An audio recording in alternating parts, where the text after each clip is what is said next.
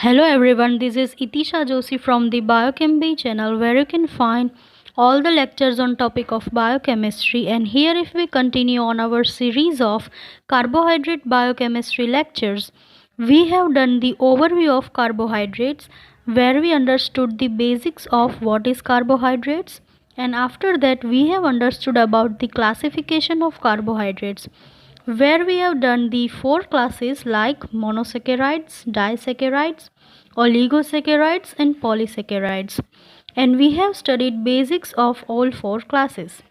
Now we will undergo in the detailed study about all four classes. If you have somehow missed that part, make sure to first watch that video.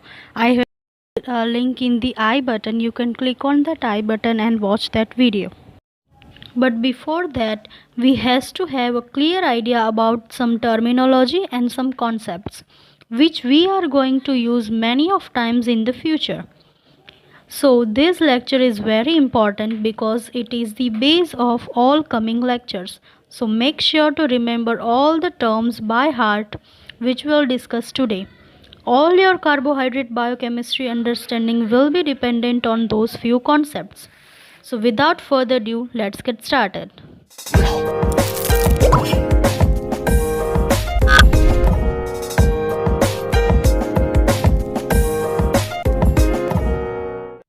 So our today's topic is stereochemistry of carbohydrates. What is stereochemistry? Well, stereochemistry is actually the branch of chemistry which concern with the three-dimensional arrangement of atoms and molecule and the effect of these on chemical reactions. Again, stereochemistry is actually the branch of chemistry which is concerned with three-dimensional arrangement of atoms and molecules and the effect of these arrangements on the chemical reactions. The other definition says that stereochemistry is a subdiscipline of chemistry, involves the study of the relative spatial arrangement of the atoms that forms the structure of molecules and their manipulations. So on the basis of arrangement of the atoms, we have isomers or isomeric structures of the carbohydrates. The definition of isomers is as follows. Each of two or more compounds with the same formula but a different arrangement of atoms in the molecule or a structure are isomers. Again, the definition of isomer is as follows. Each of two or more compounds with the same formula but a different arrangement of atoms in molecule or a structure are isomers. So now if we look at the molecular structure of the glyceraldehyde, which is the simplest carbohydrate, exists in the two isomeric form that are mirror images of each other, L-glyceraldehyde and D-glyceraldehyde. In the L form, the OH or a hydroxyl group is at the left side, whereas in the D form, it is at the right side on the second carbon. So in the L form, the hydroxyl group is at the left side, and in the D form, it is at the right side. So these forms are the stereoisomers of each other. But glyceraldehyde is a chiral molecule, means it cannot be superimposed onto its mirror image. So the two mirror images forms of glyceraldehydes are anisomers because it cannot be superimposed onto each other. So now we will look at the chiral carbon. So chiral molecules have the same relationship to each other that your left and right hands have when reflected in the mirror. Achiral objects can be superimposed on the mirror images, for example, drinking glass, spheres and cubes. So these all structures can be superimposed onto each other. But a chiral molecules cannot be superimposed. Any carbon atom which is connected to 4 different groups will be a chiral. If the carbon has functional group or attached to 4 different groups, will be called as a chiral carbon and will have 2 non-superimposable mirror images. It is chiral carbon or a center of chirality. If any of the 2 groups on the carbon are the same, the carbon atom cannot be chiral. So, out of 4, any of 2 groups on the carbon are same, then it will not called as a chiral carbon. Many organic compounds including carbohydrates contain more than 1 chiral carbons. In the example of chiral carbon atoms, here we have some examples. Identify the chiral carbon atoms, if any, present in each of the following molecules. So if we look at the first molecule, all 4 groups attached with the carbon are hydrogen. So all groups are same. So there will be no chirality in the first molecule. Whereas in the second, there are 2 similar groups. So it is also not the chiral carbon. But here in the third group, again the 2 similar molecules of chloride is there. So it is also not the chiral carbon. But in the fourth one, all 4 groups are dissimilars or not similars. So it can be called as a chiral carbon. So its mirror images cannot be superimposed onto each other. The fifth one has 2 similar methyl groups and it also not the chiral carbon. But if we look at the next 2 molecules, all 4 groups are different. So these 2 molecules are chiral carbons or have chiral carbons. So we have understood about the chiral carbon atoms and now we will discuss the Fischer projections. The Fischer projections derived by the Emil Fischer in the 1891 is a 2-dimensional representation of a 3-dimensional organic molecules.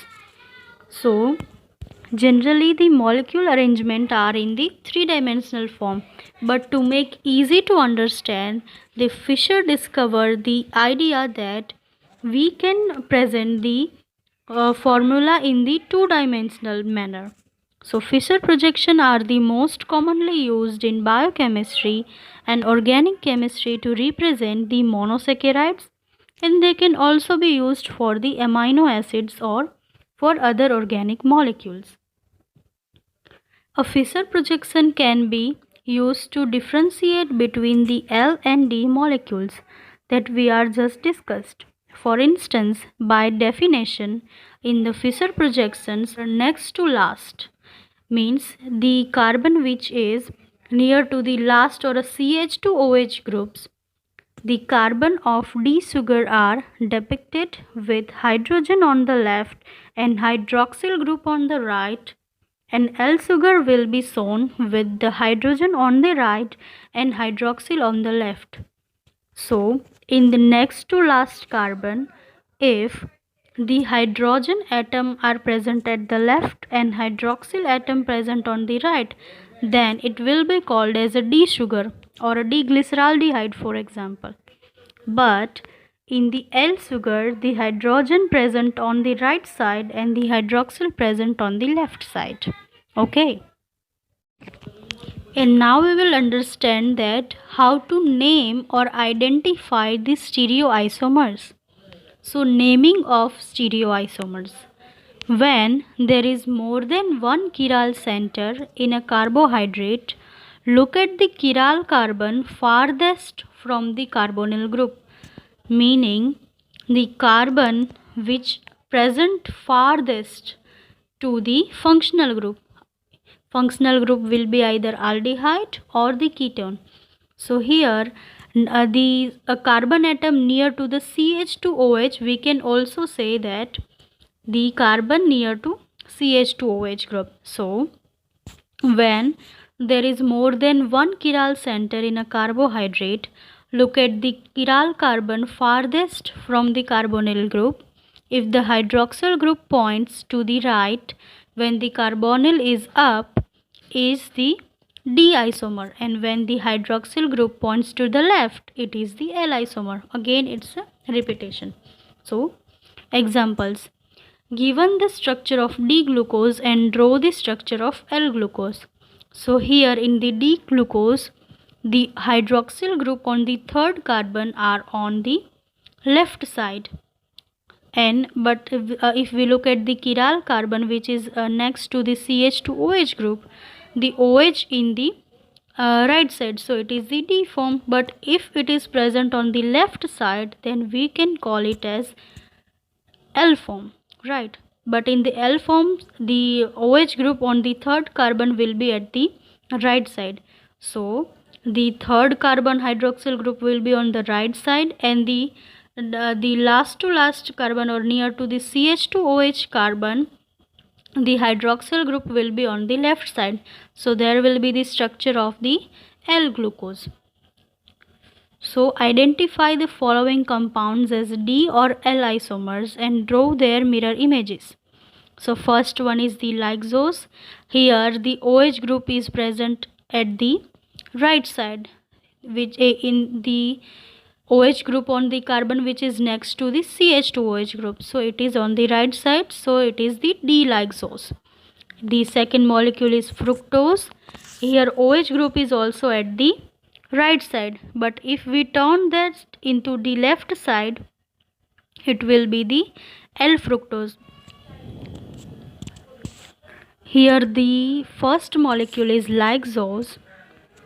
The OH group on the chiral carbon is at the right side, so it is the D-glucose, and the OH group in the fructose molecule is at the right side, so it is D-fructose. But similarly, if we turn this to left side, the isomer will be formed L-lysose and L-fructose, right? Now we will discuss the Haworth projection. A Haworth projection is a common way of writing a structural formula to represent the cyclic structure of monosaccharides with a simple three-dimensional perspective. So how to draw a Haworth projection? So here D-glucose is first in the Fischer projection, and then the alpha D-glucose is the Haworth projection. Alpha and beta are the anomers. We will discuss that later, right? The atom number from the 1 to 6 are all carbon atoms. So in the red, 1, 2, 3, 4 numbering is there. So these all are carbon atoms. Carbon 1 is known as the anomeric carbon, right? Because on the carbon 1, or we have to identify the anomers like alpha anomer and beta anomer. We will discuss that later.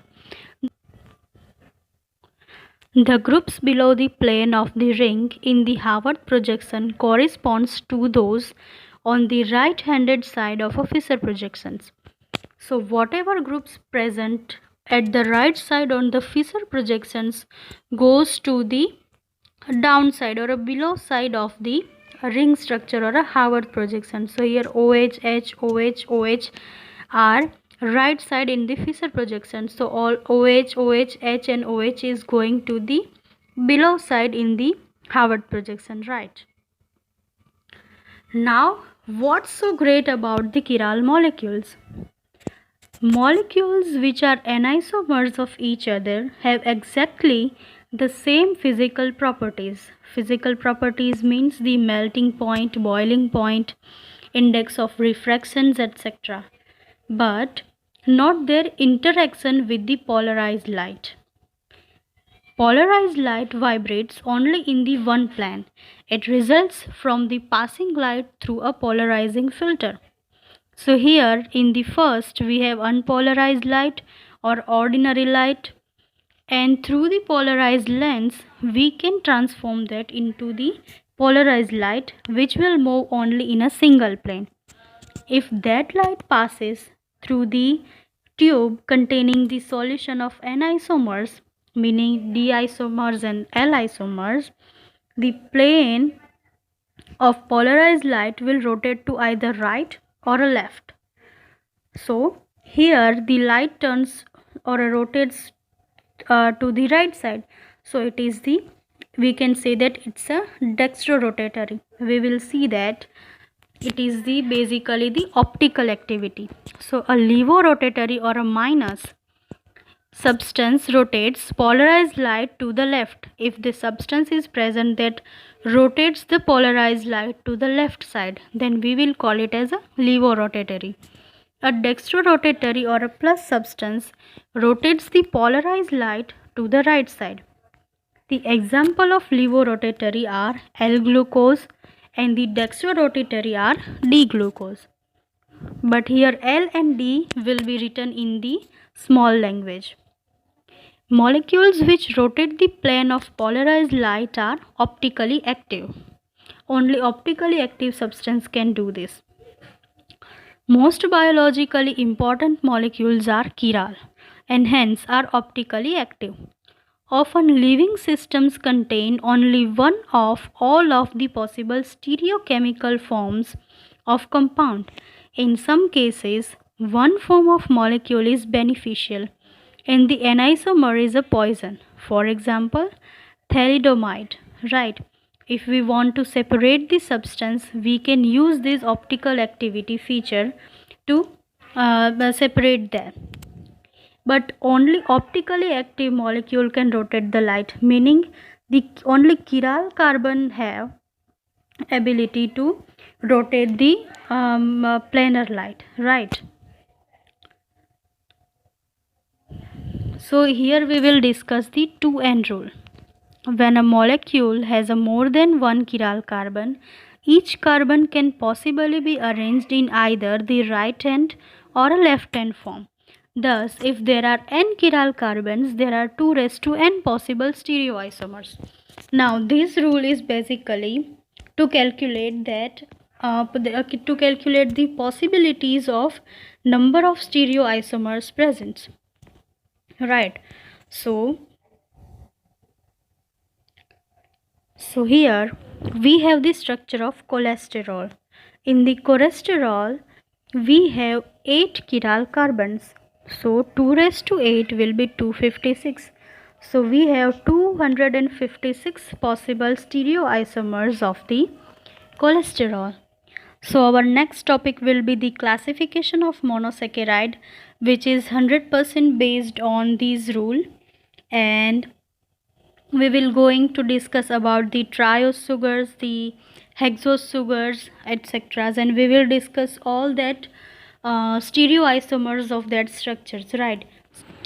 If you like the video, then make sure to subscribe to the Biochem Bee channel, like the video and turn on the notification and also share with your friends. Thank you.